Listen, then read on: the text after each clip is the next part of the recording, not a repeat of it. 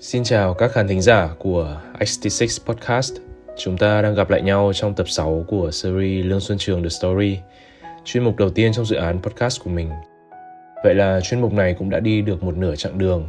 Mình xin chân thành cảm ơn sự quan tâm của các bạn trong những bước đi đầu tiên trên hành trình làm podcast của mình. Nhờ sự ủng hộ của mọi người, mình càng có thêm cảm xúc để ngồi chia sẻ những câu chuyện đáng nhớ trong sự nghiệp quần đùi áo số. Và mọi người đừng quên, các tập trong series này sẽ được đăng tải vào 9 giờ tối thứ Tư hàng tuần dưới dạng video trên nền tảng YouTube và audio trên các nền tảng Spotify, Apple Podcast và Google Podcast. Đối với các cầu thủ Việt Nam, việc được khoác lên mình màu áo đội tuyển quốc gia luôn là một giấc mơ từ khi còn nhỏ. Mình đã từng được mọi người biết đến nhiều với những khoảng thời gian thời U19. Tuy nhiên, dù sao đó cũng mới là cấp độ trẻ. Hồi còn 19 đôi mươi, mình luôn mong muốn sẽ đến một ngày được thi đấu ở những cấp độ cao hơn như U23 và đội tuyển quốc gia Việt Nam. Và cơ hội đó cuối cùng cũng đã đến vào cuối năm 2015. Sau lần lỡ hẹn với đội tuyển U23 Việt Nam chuẩn bị cho SEA Games 28 do chấn thương, mình đã chính thức được triệu tập lên U23 Việt Nam để thi đấu tại vòng chung kết U23 châu Á năm 2016. Khi đó thì đội tuyển đang được dẫn dắt bởi huấn luyện viên Toshiya Miura. Chính xác hơn thì trong danh sách triệu tập ban đầu cho giải đấu này đã không có tên mình. Sau khi biết không có tên, đó cũng là khoảng thời gian mà V-League đang tạm nghỉ, nên mình đã quyết định đi Sapa du lịch cùng bạn gái. Đi tàu đêm hôm trước đến 6 giờ sáng hôm sau mới đến nơi. Tận 9 giờ sáng mới được check-in khách sạn. Vì mệt quá nên mình đã ngủ một mạch đến 12 giờ trưa mới dậy. Lúc dậy thì mở điện thoại lên, thấy rất nhiều cuộc gọi nhỡ. Mọi người báo Lâm Ti Phong bị chấn thương và mình được gọi lên để thay thế. Mình ngay lập tức bắt xe về Hà Nội để ngay trong buổi tối ngày hôm đó có thể hội quân cùng toàn đội. Đến bây giờ mình vẫn còn nợ vợ của mình một chuyến Sapa cùng nhau. Có nhiều ý kiến cho rằng huấn luyện viên Miura không thích dùng cầu thủ có lối chơi kiểu cầu thủ đến từ Hoàng Anh Gia Lai. Cũng có người nghĩ rằng quãng thời gian đó sẽ không quá đáng nhớ trong sự nghiệp của mình. Nhưng ngược lại, mình lại có rất nhiều ấn tượng khi được làm việc cùng thầy. Mình cảm thấy sự chuyên nghiệp rõ ràng được toát ra từ vị huấn luyện viên này. Thầy làm mọi thứ cực kỳ chi tiết và mình đã học được rất nhiều điều. Ở học viện ngày trước, khi chuyền bóng xong thì bọn mình không nhất thiết phải chạy ngay lập tức, sử dụng tốc độ để di chuyển, để hỗ trợ và tạo cho người nhận bóng có thêm một lựa chọn để chuyền bóng sau đó. Còn ở U23 Việt Nam, trong bài tập chuyền bóng đầu tiên, sau khi chuyền bóng, mình đã hơi lững thững như thói quen nên đã bị mắng ngay lập tức. Đó cũng là điểm thay đổi lớn nhất trong tư duy chơi bóng của mình ở thời điểm đó. Bởi vì nếu mình di chuyển chỉ cần nhanh hơn đối thủ 1-2 bước, 1-2 nhịp thôi là kết quả đã khác rất nhiều. Huấn luyện viên Miura cũng rất nghiêm khắc và kỷ luật. Mình thấy đây là điều khá mới lạ ở thời điểm đó, vì hầu như từ trước mình chưa được làm việc với ai chi tiết và kỷ luật đến mức như thế. Câu chuyện thầy lớn tiếng với mình trên sân tập do bận đi ký hợp đồng với Incheon United mà đến muộn ở tập 5 là một ví dụ. Thầy Rôm đã nghiêm khắc rồi, nhưng sự nghiêm khắc, chi tiết và kỷ luật của người Nhật thì trước giờ mình chưa từng được trải nghiệm. Và phải thừa nhận rằng ông là một người cực kỳ tâm huyết về bóng đá và các cầu thủ Việt Nam. Cũng nhờ sự tâm huyết đó mà những chỉ dạy của ông khiến mình tiến bộ hơn rất nhiều, đặc biệt là sự thay đổi về thể lực và sự di chuyển linh hoạt hơn để giành chiến thắng ở các tình huống bóng hai. Khi đồng đội mình tranh chấp bóng bổng hoặc các pha bóng 50-50 với đối thủ, bóng có thể bật ra ở bất kỳ vị trí nào. Đó là những tình huống mà ai đọc được tình huống tốt hơn, ai nhanh hơn, ai chủ động hơn thì sẽ có lợi thế. Dưới thời huấn luyện viên Miura, mọi người cũng thường ấn tượng với sự thay đổi về thể lực của các cầu thủ. Điều này chủ yếu đến từ cường độ tập luyện. Thực ra thì những bài tập của thầy Miura không quá là dài, nhưng cường độ thì rất là cao. Mình nghĩ việc làm quen được với cường độ tập luyện trong các bài tập của thầy giúp cho các cầu thủ cải thiện rõ rệt về mặt thể lực, đặc biệt là khả năng thích ứng với cường độ chơi bóng trong các trận đấu với những đối thủ mạnh hơn. Trước khi làm việc cùng ông ở U23 Việt Nam thì mình được nghe các đồng đội và truyền thông nói rằng ông rất nghiêm khắc, khó tính, lối chơi cũng rất là rắn. Thậm chí nhiều trận đấu mình xem thì có phần thô bạo. Tuy nhiên, đến khi mình lên làm việc trực tiếp cùng ông thì thấy không thực sự là như vậy. Ông đề cao tính kỷ luật trong phòng ngự rất nhiều, còn về mặt trận tấn công thì khá là phóng khoáng, không quá áp đặt việc các cầu thủ phải chơi một cách dập khuôn. Tuy nhiên, ông luôn yêu cầu các cầu thủ phải xử lý bóng đơn giản, chỉ trong 1-2 chạm. Phải xử lý ngay, không dùng những động tác khó, không dùng những động tác thừa. Mình nhớ trong một buổi tập kiểm soát bóng, đối kháng hai đội với nhau, mình có làm một động tác đánh gót, đó là tình huống chuyền bóng bằng gót chân cho đồng đội, rất đẹp và chính xác. Nhưng mình vẫn bị nói là phải chơi đơn giản thôi. Có một lần khác thì Văn Thanh sử dụng kỹ thuật Rabona, xong cũng bị thầy quát cho căng thẳng ngay tại sân tập. Mặc dù những tình huống bóng đó đều tốt, nhưng thầy Miura không thích việc các cầu thủ xử lý rườm rà. Hãy xử lý đơn giản, chân phương nhất có thể. Chỉ có một vài cầu thủ được ưu tiên sử dụng nhiều những động tác kỹ thuật, và một trong số đó là Công Phượng. Một ấn tượng khác về thầy Miura mà mình cũng rất thích, đó là trước khi mỗi giải đấu bắt đầu, ông thường có thói quen họp riêng 1-1 với từng cầu thủ. Điều mà năm nào ở học viện mình cũng được làm với thầy Dôm. Mục đích là để nhận xét trong quá trình vừa rồi mọi thứ đã diễn ra như thế nào, tập luyện như thế nào, tiến bộ ra sao, điểm mạnh, điểm yếu là gì, có những gì cần phải thay đổi để phát triển trong thời gian tới. Ngoài ra, đó cũng là lúc mà các cầu thủ có thể nói ra những suy tư hay những băn khoăn mà bấy lâu nay chưa có dịp được trò chuyện cùng các huấn luyện viên trưởng. Mình đánh giá cao việc này là vì bất kỳ một cầu thủ nào cũng sẽ có những tâm tư của riêng mình, nhất là những vấn đề giữa huấn luyện viên và cầu thủ. Huấn luyện viên chỉ có trong tay 11 cơ hội để trao cho mỗi trận đấu. Tuy nhiên, một đội bóng thì có những hơn 23 cầu thủ trở lên. Do đó chắc chắn sẽ có những trường hợp cầu thủ tỏ ra không hài lòng, và đó cũng là chuyện rất bình thường trong bóng đá. Nếu huấn luyện viên làm tốt ở khâu này, các cầu thủ ít được đá hơn sẽ giữ được một tinh thần ổn định và không bị nản chí. Và đó cũng chính là việc duy trì được sức mạnh của đội bóng. Thường thì mình rất ít khi nói chuyện với các huấn luyện viên trưởng, nhất là các huấn luyện viên người nước ngoài. Cho nên mỗi khi có dịp nói chuyện riêng nào là mình đều nhớ rất rõ. Có một lần trong thang máy mình vô tình đi cùng thầy Miura. Khi đó đội đang tập huấn ở Bình Dương thì phải. Mình cũng ngại vì chẳng bao giờ nói chuyện riêng trước đấy cả. Ông hỏi mình một câu là tôi thấy Kubo, anh này là physio của đội, tôi thấy Kubo nói rằng tiếng Anh của cậu khá là tốt. Mình khá là bất ngờ đáp lại rằng bản thân thích học tiếng Anh từ bé. Rồi có một buổi tập ở trung tâm Viettel, trong một bài tập được chia ra 2 đội, một đội tấn công còn một đội thì phòng ngự. Mình được giao cho một chiếc áo bíp khác màu để chơi ở vị trí hỗ trợ cho đội tấn công. Tức là chỉ đứng ở phía dưới cùng của đội tấn công để hỗ trợ chuyền bóng, chứ không được tham gia hoàn toàn vào bài tập như các cầu thủ khác. Đá một hiệp xong thì mọi người ở đội tấn công ấy được thay đổi, còn mình thì vẫn giữ ở vị trí trung gian để hỗ trợ chuyền bóng ở bên ngoài. Mình thấy có gì đó không ổn, kiểu như mình sẽ chỉ được ở vị trí hỗ trợ này, như vậy thì sẽ không được tập ở vị trí giống như lúc thi đấu.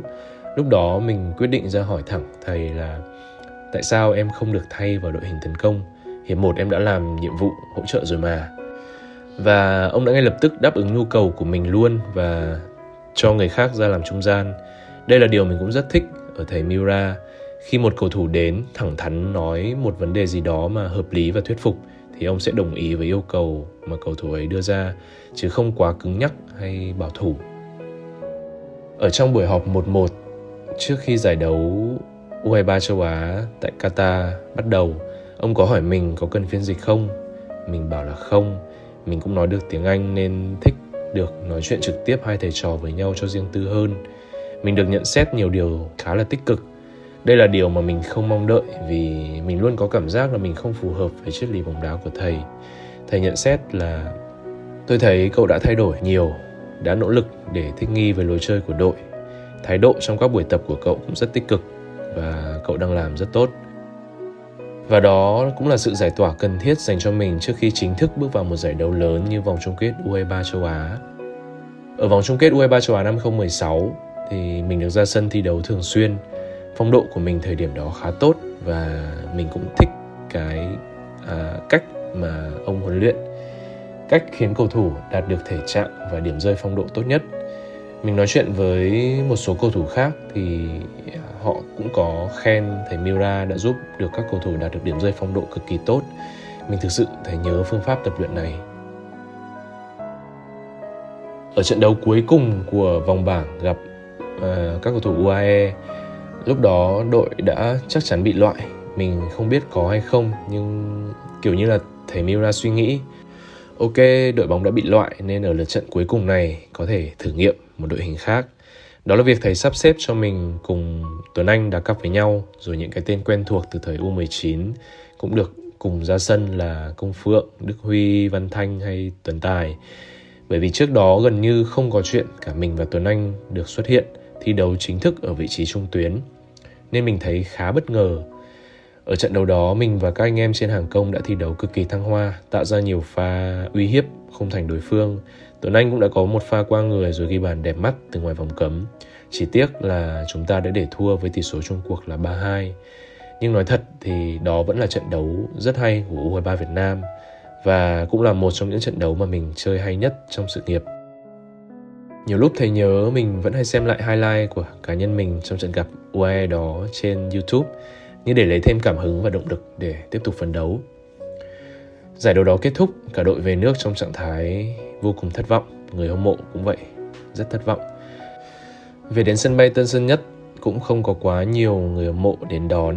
Thầy Miura đi đến bắt tay chào từng cầu thủ. Mình đứng từ xa nhìn và cảm thấy thầy thật tủi thân. Mình đã thật sự rất xúc động và cảm thấy thương người đàn ông này. Lúc đó mình cũng đã lờ mờ nghe được thông tin thầy sẽ thôi việc tại Liên đoàn bóng đá Việt Nam. Mình tới ôm thầy một cái, cảm ơn vì đã giúp mình tiến bộ hơn rất nhiều. Từ đó đến giờ mình chưa được gặp lại, cũng chưa có cơ hội nói chuyện lại với thầy. Từ tận đáy lòng thì mình rất mong có một ngày được ngồi trò chuyện, tâm sự cùng với thầy. Hy vọng một ngày nào đó, biết đâu mình có thể mời thầy lên một tập podcast của mình thì tuyệt vời biết mấy. Sau thời của thầy Miura là đến huấn luyện viên Hữu Thắng. Mình hay gọi huấn luyện viên Hữu Thắng là chú, nên ở trong tập podcast này mình cũng sẽ gọi như vậy cho thân mật. Dưới thời chú Thắng thì mình được triệu tập lên đội tuyển quốc gia ngay trong đợt tập trung đầu tiên của chú. Khi lên đội tuyển quốc gia, mặc dù còn rất trẻ, nhưng mình luôn có cảm giác là được chú Thắng xây dựng đội hình xoay quanh mình. Những vị trí xung quanh sẽ hỗ trợ để mình có thể làm tốt nhất khả năng của mình. Từ hàng hậu vệ cho đến anh Hoàng Thịnh đá cặp cùng, tất cả mọi người khi có bóng đều tìm đến mình để mình có thể làm nhiệm vụ sáng tạo, phát động tấn công. Anh Hoàng Thịnh thậm chí còn nói với mình rằng em cứ tập trung cho việc tấn công, phòng ngự, cứ để anh lo. Có bóng anh sẽ giao cho em. Có nhiều trận khi đội mình đang thua, mình thậm chí đã chỉ dành sức để tập trung vào tấn công, để việc phòng ngự lại cho anh Hoàng Thịnh ở dưới. Với cá nhân mình, khi được huấn luyện viên trao cho niềm tin tối đa như vậy thì gần như mình không còn lo lắng bất kỳ điều gì, cảm thấy có trọn vẹn sự tự tin, như thể mình là một ông chủ ở giữa sân vậy. Nói chung đó là cảm giác được tự do, được làm chủ tất cả mọi thứ, được thoải mái sáng tạo, nên mình chơi bóng với đầy cảm hứng. Trận đấu đầu tiên của mình ở cấp độ đội tuyển quốc gia là trận gặp Đài Bắc Trung Hoa tại vòng loại World Cup 2018. Đó là trận đấu mà cả đội đã chơi rất tốt. Mình ngay lập tức để lại dấu ấn với 2 pha kiến tạo cho anh Công Vinh và Văn Toàn. Huấn luyện viên Hữu Thắng đã thực sự đem đến một luồng sinh khí mới cho đội tuyển quốc gia Việt Nam ở thời điểm đó. Khi làm việc với chú Thắng, mình cũng như các cầu thủ ở Hoàng Anh Gia Lai giống như cá gặp nước vậy. Được chơi bóng với lối chơi quen thuộc, van bật nhỏ, tiki-taka với nhau. Đó là một lối chơi quá phù hợp mà mấy anh em đã tập luyện trong nhiều năm từ thời thầy Dôm. Cộng thêm việc được chơi bóng với những anh lớn có kinh nghiệm hơn, mình cảm giác như được hỗ trợ hơn rất nhiều. Tụi mình giống như thể là hổ mọc thêm cánh vậy. Ở thời U19 Việt Nam, mình và Tuấn Anh đá cặp ở khu vực giữa sân, vừa tấn công vừa phải phòng ngự. Còn trên đội tuyển thời chú Thắng, mình và Tuấn Anh được giải phóng nhiệm vụ phòng ngự để tập trung cho mặt trận tấn công nhiều hơn, bởi vì ở dưới đã có anh Hoàng Thịnh. Và nếu như Tuấn Anh không bị chấn thương thì chú Thắng sẽ sử dụng sơ đồ là 4-1-4-1. Anh Thịnh đá tiền vệ trụ, còn mình và Tuấn Anh chơi ở vị trí tiền vệ tấn công. Thực sự là mình cực kỳ tự tin khi được chơi trong một tập thể như vậy. Tất nhiên nếu so với đội tuyển thời thầy Park thì tính hiệu quả và chặt chẽ trong khâu phòng ngự sẽ chưa được bằng, vì ông làm phòng ngự chi tiết và kỷ luật hơn. Còn huấn luyện viên Hữu Thắng thì xây dựng lối đá thiên về tấn công, yêu cầu các cầu thủ chơi tấn công một cách phóng khoáng. Sau trận thắng Đài Bắc Trung Hoa, mình cũng có nhiều trận đấu đáng nhớ khác với màu áo đội tuyển trước kỳ AFF Cup năm 2016. Đó là những trận thắng Cộng hòa Dân chủ Nhân dân Triều Tiên, Syria và Indonesia. Ở các trận đấu đó mình đều để lại những tình huống kiến tạo. Thậm chí trong trận thắng Triều Tiên, mình còn có một bàn thắng rất đẹp mắt từ ngoài vòng cấm. Những màn trình diễn trên đội tuyển trong năm 2016 đã giúp mình có được sự tự tin hoàn toàn. Và không ngờ rằng ngay ở những trận đầu khoác áo cho đội tuyển quốc gia, mình đã có thể chơi tốt đến như vậy. Phong độ tuyệt vời đó may mắn đã được kéo dài ở kỳ AFF Suzuki Cup năm đó. Qua những trận đấu ở vòng bảng và bán kết, mình vẫn thể hiện tốt với khả năng kiến thiết lối chơi. Chỉ tiếc là năm đó chúng ta đã không thể vào được trận chung kết.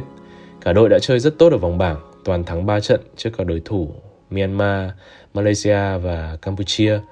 Đến bán kết lượt đi, đội tuyển Việt Nam lại bỏ lỡ nhiều cơ hội và để thua tiếc nuối với tỷ số 1-2 trên sân của Indonesia.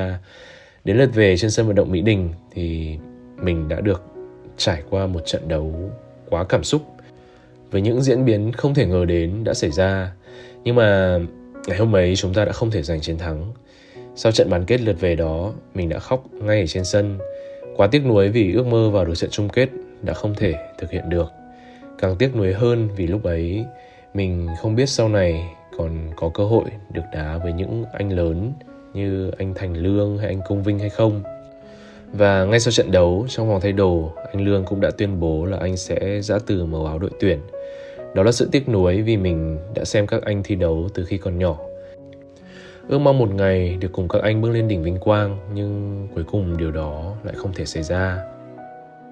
Và bóng đá là thế, giờ nghĩ lại vẫn thấy tiếc. Nhưng bản thân mình cũng cảm thấy vui vì đã được trải nghiệm qua những cảm xúc ấy. Dù là thất bại, nhưng đó là thứ cảm xúc mà không phải ai cũng có. Với cá nhân mình thì năm 2016 là năm mà mình đã chơi tương đối ổn. Mặc dù mình chưa thực sự hài lòng vì mình biết là trong nhiều trận đấu mình đã có thể làm tốt hơn. Mặc dù vậy, cuối năm 2016 mình đã nhận được một thông tin vô cùng bất ngờ. Đó là lời mời đi tham dự lễ trao giải quả bóng vàng tại thành phố Hồ Chí Minh. Trước đó mình không nghĩ gì đến điều này. Tự dưng lại nằm trong danh sách đề cử, rồi lại may mắn đoạt quả bóng bạc và giành danh hiệu cầu thủ được yêu thích nhất năm 2016. Tất nhiên rồi, mình cảm thấy tự hào. Đó là thành quả giúp mình tự tin hơn. Khi đó mình đang đá cho Incheon United. Đồng đội ở Hàn biết, người hâm mộ tại Hàn Quốc cũng biết.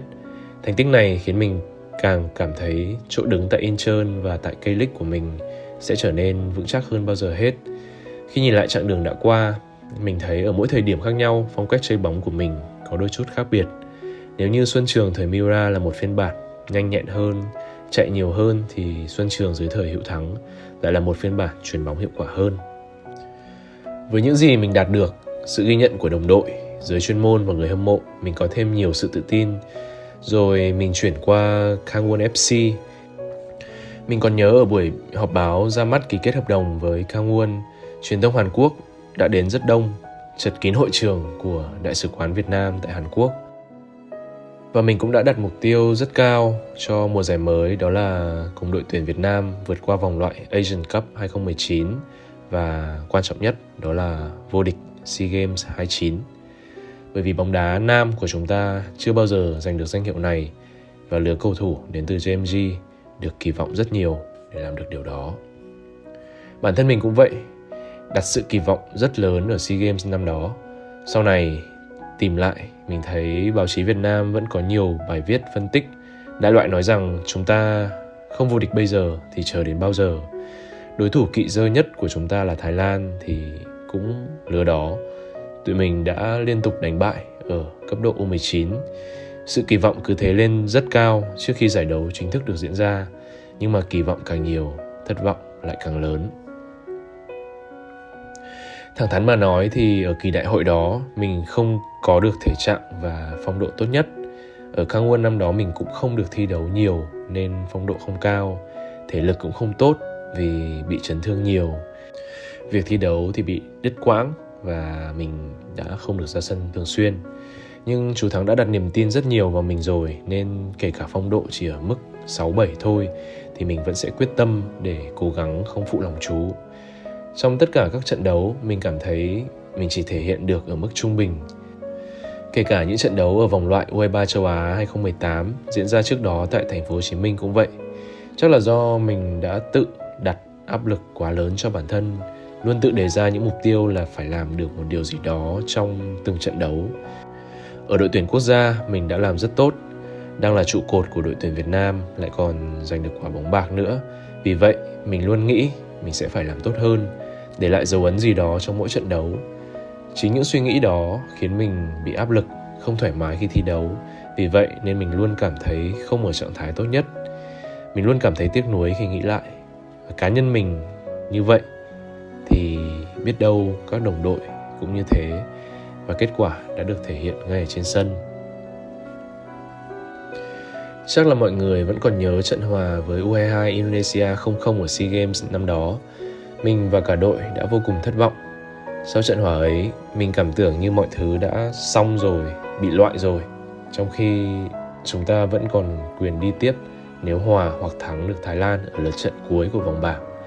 Tâm trí của mình lúc đấy còn chẳng tập trung vào đối thủ tiếp theo là Thái Lan, họ sẽ đá như thế nào, vì những gì mà luồng dư luận, những thông tin trên mạng về đội tuyển U22 Việt Nam chiếm hết sự chú ý của mình rồi.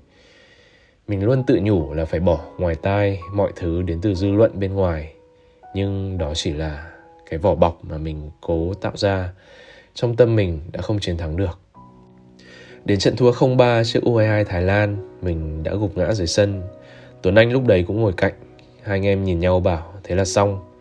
Bao nhiêu công sức chuẩn bị cho giải đấu, đặt mục tiêu giành huy chương vàng đầu tiên cho bóng đá nam trong lịch sử SEA Games, cuối cùng đã kết thúc một cách đầy lãng xẹt. Thật sự thì tâm trạng mình lúc đó rất chán, như thể bị rơi xuống từ trên mây vậy. Có một kỷ niệm mà giờ nghĩ lại, mình thấy ngày đó khá là bồng bột. Trước trận cuối vòng bảng gặp U22 Thái Lan thì cả đội đã bị chỉ trích rất nhiều, đặc biệt là Hồ Tuấn Tài vì bạn đã bỏ lỡ một cơ hội 10-10. Nếu chúng ta thắng Indo thì chắc chắn sẽ vượt qua vòng bảng mà không cần tính đến kết quả của trận gặp Thái sau đó. Rõ ràng trước mắt chúng ta vẫn còn một trận đấu nữa để vượt qua, cũng chỉ cần một kết quả hòa là có thể vào được bán kết. Nhưng những gì mình biết được từ phía người hâm mộ thì lại giống như đã buông xuôi rồi, là các bạn sẽ không làm được đâu. Nhiều người dùng những lời lẽ thiếu văn hóa để lăng mạ Hồ Tuấn Tài vô cùng thậm tệ. Sau một trận đấu, Facebook của Tuấn Tài đã tăng lên 30.000 lượt theo dõi, mà đó là hiệu ứng đến từ sự tiêu cực. Con số đó cũng đủ để hình dung ra được mọi thứ đã diễn ra đáng sợ như thế nào. Nhiều cầu thủ của chúng ta, trong đó có mình và Duy Mạnh, gặp nhiều vết đau sau trận đấu với Indo, bởi vì cả đội đã dồn toàn lực cho trận đấu đó. Cả đội đã nỗ lực như vậy nhưng vẫn bị người hâm mộ chỉ trích quá nhiều, nhất là Hồ Tuấn Tài. Mình có qua gặp riêng Tài và tâm sự thì nó nói là ổn, không sao cả. Nhưng mình biết Tài đã rất áp lực và tổn thương, dù nó là một thằng rất lì lợm và cá tính. Sau trận thua Thái, mình đã chủ động đứng lại để nói ra những gì mà mình nghĩ mình cần phải nói với báo chí, truyền thông. Mình vẫn nhớ mình có nói là em không hiểu tại sao chúng ta không thể đoàn kết cùng nhau, cả cầu thủ lẫn người hâm mộ. Nếu như tất cả mọi người cùng động viên, cùng cố gắng và quyết tâm thì có thể ở trận gặp Thái Lan bọn em đã làm tốt hơn. Em hy vọng là ở các lứa cầu thủ dự SEA Games sau này sẽ không phải nhận sự nghi ngờ hay chỉ trích. Mong người hâm mộ luôn đặt niềm tin vào những người được chọn như chúng em, huấn luyện viên Hữu Thắng và tất cả các thành viên trong ban huấn luyện.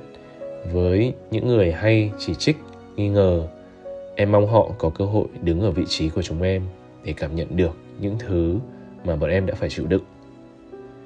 Đó là nguyên văn những câu nói mà mình đã nói với báo chí ngày hôm đó. Và sau khi nói ra những điều đó, bản thân mình đã phải nhận tương đối nhiều những lời chỉ trích từ mọi người. Mọi người đã nghĩ rằng mình đang đổ lỗi cho người hâm mộ khi không ủng hộ đội tuyển U22 Việt Nam. Đến bây giờ khi nhìn lại, mình thấy bản thân mình đã dũng cảm khi nói ra những cảm xúc của mình, của đồng đội và sự tổn thương mà Hồ Tuấn Tài đã phải chịu đựng. Bao nhiêu bức bối trong người mình giải tỏa hết ở cuộc phỏng vấn ngày hôm đó. Tuy nhiên sau này trưởng thành hơn thì mình đã rút ra được bài học vô cùng đắt giá. Mình đã chọn con đường này thì chắc chắn sẽ không tránh khỏi việc có người thích, người ghét. Và mình cũng chỉ có thể kiểm soát được những hành động và lời nói của chính mình mà thôi. Mình không thể mong đợi từ người khác bất kỳ một điều gì. Mình không thể chờ đợi người hâm mộ động viên, ủng hộ mình thì mình mới yên tâm để tập trung thi đấu. Cho nên việc bị chỉ trích, nếu kết quả không tốt thì đó là điều hết sức bình thường. Mình không nên cố gắng thay đổi điều đó vì đơn giản đó là điều không thể. Đó là điều mình không nên làm. Mình chỉ có thể tập trung vào việc chơi bóng của mình. Nếu mình làm đủ tốt, mọi người sẽ tự khắc ủng hộ, động viên và đồng hành cùng mình. Còn nếu không thì việc bị chỉ trích cũng là điều mình phải đối mặt. Bởi mình đang đại diện cho cả một quốc gia có tính dân tộc rất cao, đặc biệt là rất yêu bóng đá. Đó cũng là bài học mình thấy có thể áp dụng ở trong cuộc sống. Mình không thể mong chờ những điều người khác làm cho mình để mình có được kết quả tốt. Tất cả là do chính bản thân mình. Không thể đổ tại sự chỉ trích hay tại đối thủ mạnh nên đội thua. Mình chỉ thấy là bản thân đã không thực sự tập trung vào chuyên môn cho trận đấu đó. Mọi người chắc vẫn còn nhớ ở trận gặp Thái Lan năm đó toàn đội đã căng cứng như thế nào. Công Phượng đã hỏng phạt đền, phía Minh Long mắc những lỗi rất sơ đẳng. Tuấn Tài thì tiếp tục bỏ lỡ khi đối mặt thủ môn. Áp lực quá lớn và những cầu thủ trẻ hồi đó chưa đủ trưởng thành, chưa đủ sự lạnh lùng và bản lĩnh để có thể vượt qua được những điều kinh khủng đó. Mình thấy có nhiều người nói rằng chính dư luận và người hâm mộ đã làm cho lứa cầu thủ này không thể thành công khi tâng bốc quá mức hoặc chỉ trích quá nhiều. Cá nhân mình thì không cho là như vậy. Đó chỉ đơn giản là những yếu tố ngoại cảnh. Nếu muốn trở thành một cầu thủ giỏi, đây là những điều mà các cầu thủ sẽ phải tự vượt qua mà không được phép mong chờ sự nuông chiều nào từ dư luận cả. Và để làm được những điều này, chắc chắn các cầu thủ sẽ cần có sự hướng dẫn, chỉ dạy từ những người thầy. Có vượt qua được hay không sẽ phụ thuộc rất nhiều vào sự bản lĩnh và chín chắn của mỗi cầu thủ. Cá nhân mình thấy mình đã không đủ bản lĩnh trong một số thời điểm, nhưng đó cũng là những bài học đắt giá để giờ đây mình có thể đối phó dễ dàng hơn nếu như gặp phải những áp lực đó một lần nữa. Giờ thì mình sẽ nói nhiều hơn về huấn luyện viên Hữu Thắng. Mình thực sự rất quý vị huấn luyện viên này. Chú đã cho mình cơ hội, cho mình niềm tin, cho mình sự thoải mái khi chơi bóng và đã phát huy được gần như tối đa những tố chất sẵn có của mình. Ngay sau trận thua Thái Lan, chú Thắng đã từ chức trong buổi họp báo sau trận đấu. Mình có nhớ là khi đang trả lời phỏng vấn, phóng viên đã hỏi cảm xúc của mình thế nào khi biết tin chú Thắng từ chức. Mình đã lặng người đi vì quá hụt hẫng khi biết tin này. Tối hôm đó, mình và một số cầu thủ khác có lên phòng chú ở khách sạn tại Malaysia, hỏi chú xem chú có ổn không và mời chú đi ăn cùng cả đội. Chú bảo không, các cháu cứ đi đi, chú chỉ muốn ở phòng thôi.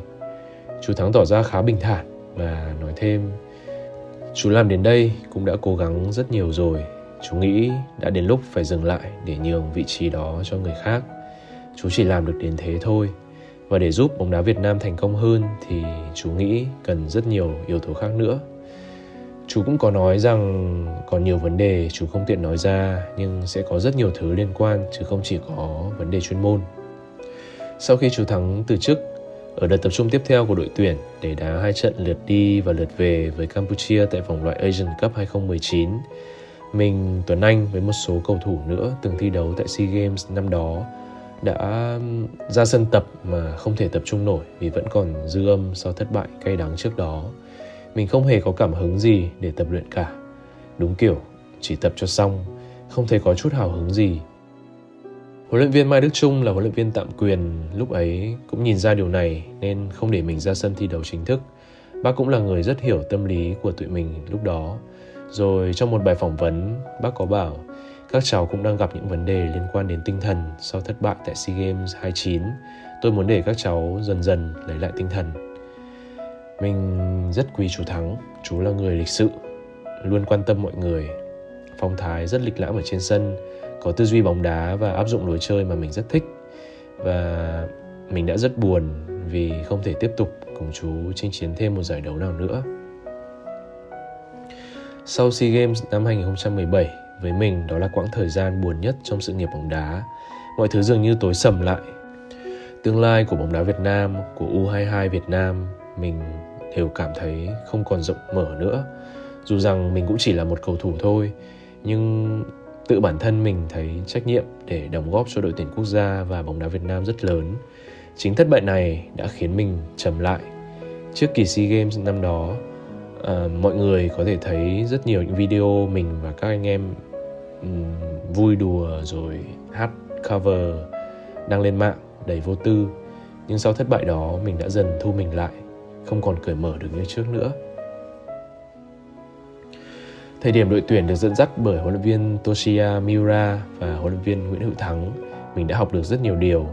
Đó đều là những hành trình dang dở, nhưng đã giúp mình và các anh em tiến bộ hơn qua từng ngày. Không quá khi nói, hai vị huấn luyện viên này đã tạo nên một nền móng vững chắc để bóng đá Việt Nam đạt được thành công sau này. Với cá nhân mình luôn tin rằng tất cả những ai xuất hiện trên hành trình cuộc sống của mình đều là những người thầy đến để dạy cho chúng ta một điều gì đó. Nên dù cho có thất bại, nhưng đọng lại đằng sau sẽ luôn là những bài học đắt giá để giúp chúng ta lớn hơn. Vì dù sao thì chúng ta sống trên cuộc đời này là để trưởng thành hơn và hạnh phúc hơn mỗi ngày. Bóng đá cũng như cuộc sống, hôm nay thất bại nhưng ngay ngày mai bạn lại có một cơ hội khác để làm lại. Đối với đội tuyển U22 Việt Nam lúc đó, ngày mai ấy chính là cơ hội để làm lại ở giải U23 châu Á năm 2018, diễn ra chỉ sau đó có vài tháng. Và chắc chắn rồi, những câu chuyện về Thường Châu Trung Quốc sẽ được kể trong tập tiếp theo. Còn bây giờ thì mình xin được kết thúc tập podcast ngày hôm nay ở đây. Nếu thấy hay và bổ ích, mọi người có thể like, chia sẻ video này để nhiều người biết đến kênh hơn. Đừng quên đăng ký kênh và bật thông báo để đón xem những tập tiếp theo của mình. Xin chào và hẹn gặp lại.